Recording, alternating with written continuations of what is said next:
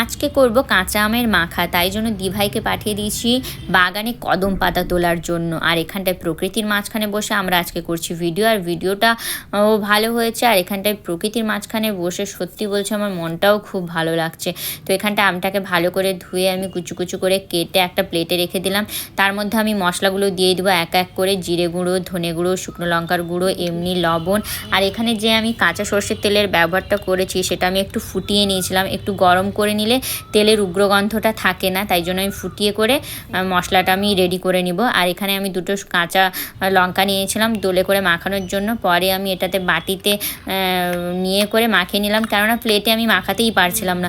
তোমাদের কার কার এরকম আম মাখা খেতে ভালো লাগে বন্ধুরা, আমাকে কমেন্টে অবশ্যই জানিও। আর আজ সত্যি বলছি আম মাখাটা কিন্তু খুব দারুণ, খুব টেস্টি হয়েছিল।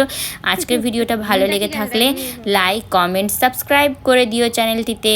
টাটা বন্ধুরা।